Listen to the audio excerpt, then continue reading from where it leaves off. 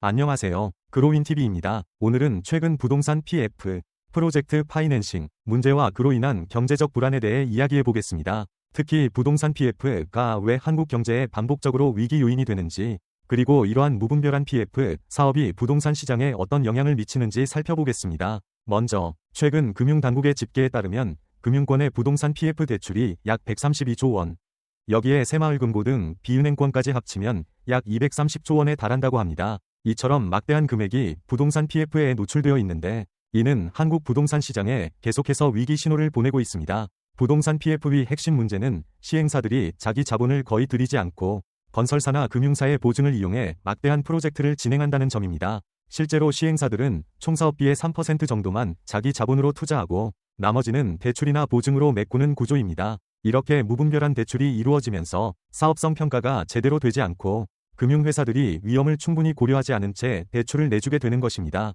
특히 한국형 부동산 PF는 글로벌 스탠더드와 달리 프로젝트 자체보다는 시공사, 즉 건설사의 보증에 의존하는 경향이 큽니다. 이는 부동산 가격이 오를 때는 문제가 덮일 수 있지만 가격이 하락하거나 경기가 침체되면 금융 시스템 전체로 위험이 확산될 수 있는 구조적인 문제를 안고 있습니다.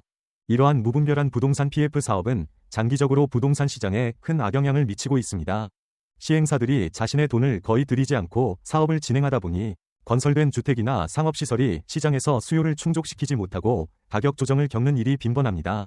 결과적으로 이러한 PF 프로젝트는 부동산 가격의 거품을 일으키고 그 거품이 꺼질 때 경제 전반에 큰 충격을 줄 수 있습니다. 특히 고금리 상황에서는 PF 사업의 리스크가 더욱 커집니다. 이자 부담이 커지면서 사업성 없는 프로젝트가 줄줄이 부실화될 수 있으며 이는 금융권의 불안으로까지 이어질 수 있습니다. 최근 금융당국이 옥석 가리기를 통해 리스크 관리에 나서고는 있지만 근본적으로 부동산 PF의 구조적 문제를 해결하지 않으면 위기는 계속 반복될 가능성이 큽니다. 결론적으로 한국의 부동산 PF 시장은 프로젝트 자체의 사업성보다는 보증에 의존하는 구조적인 문제를 안고 있으며 이는 부동산 시장 가격에 악영향을 미치고 있습니다.